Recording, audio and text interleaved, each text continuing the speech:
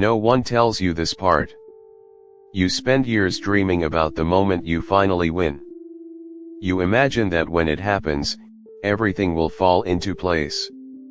The pain will make sense, the silence will end, and peace will finally arrive. But victory does not end the battle. It just opens the door to a darker one. This is the dark side of winning. And if you don't see it clearly, success won't set you free. It will quietly own you. For years, you fought in silence. No one watched. No one cared. You worked when no one believed, built when no one noticed, and carried proof inside you, with nothing outside to show for it.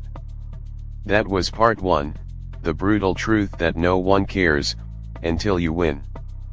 But now, something has changed. You've broken through. The same world that ignored you, suddenly turns its eyes on you. It feels like stepping out of a dark hallway, into a stadium of lights. People say, "I always knew you'd make it." Old doubters rewrite history, and call themselves supporters. For a moment, the applause feels like healing. You think, finally, they see me. But applause is not love. Applause is not life. Applause is just noise around your proof. And noise can be dangerous. At first, applause seems harmless. It lifts you on days you doubt yourself. It reminds you your effort was not pointless. But like fire, it has two sides. In the right measure, it warms you. In excess, it burns you. Slowly, without noticing, you stop creating from truth, and start performing for reaction. You catch yourself thinking, what will get the most claps, the most likes, the most views? Applause becomes a mirror, you can't stop checking. And you don't realize you've handed your power to the crowd. The Stoics warned us about this. Seneca wrote that what the crowd praises is often not what is truly good. The world loves what entertains, not what strengthens the soul. The first test of winning is this: can you let applause touch you, without letting it own you? But applause has a cousin. More seductive, more invisible: validation. After years of being unseen, approval feels like oxygen. You post something, and wait. If people react, you feel alive. If they don't, you feel like you failed. Even if the work was honest, even if it was necessary. Validation whispers a lie: if they approve, you're on the right path. If they're silent, you're lost. The Stoics would shake their heads at this. They reminded themselves daily, what others think is not under my control. My judgments, my actions, my values. That is where my power lies.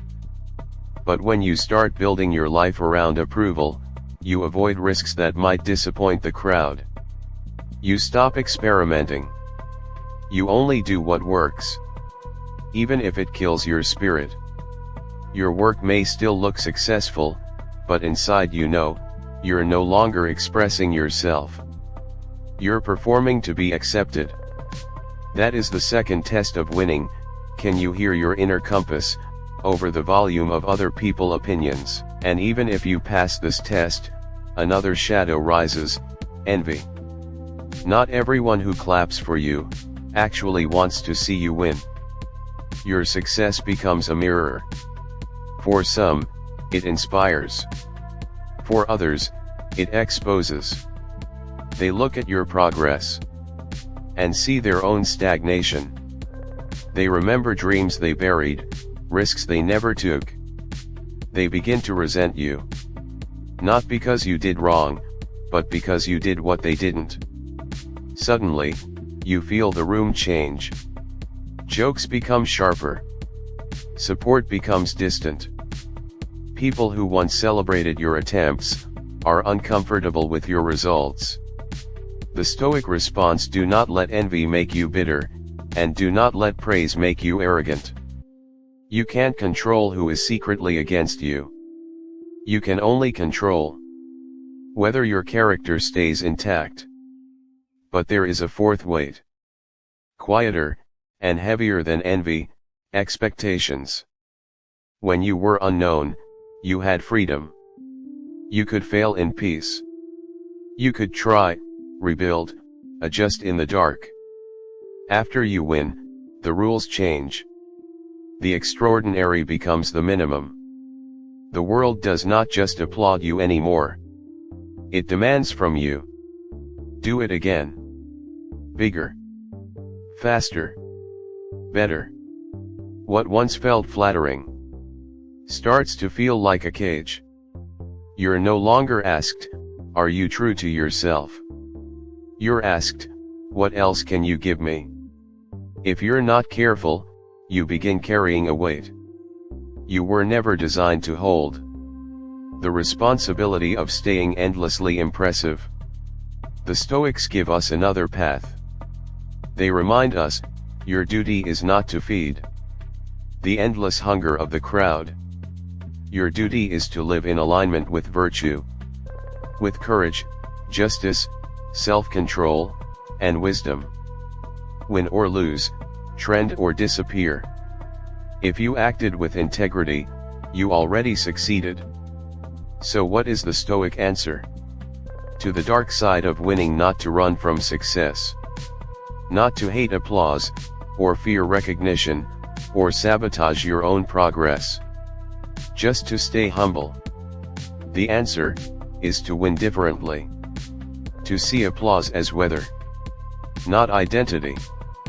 To treat validation as information, not oxygen. To face envy without hatred, and expectations, without losing yourself. The real victory is not standing on the podium. It's standing in your life. With inner freedom. Freedom to keep working when no one claps. Freedom to stay grounded when everyone is watching. Freedom to let success come and go without trading your soul for it. That is what the Stoics were really after. Not fame, not perfection, but a mind that cannot be owned by silence or noise. If this message resonates with you, if you've tasted the strange emptiness that can follow a win, then you already know this truth is real. This video is just a doorway. In the full version of The Dark Side of Winning, Stoic Lessons You Must Hear, we go deeper into each test. Applause, validation, envy, expectations, and how to face them with a calm, unshakable mind. I invite you to watch the full video next. And if you're building your quiet victories in the middle of all this noise, subscribe to Stoic Havenway. Here, we don't just chase wins. We learn how to stay free after we win. Thank you for being here, truly.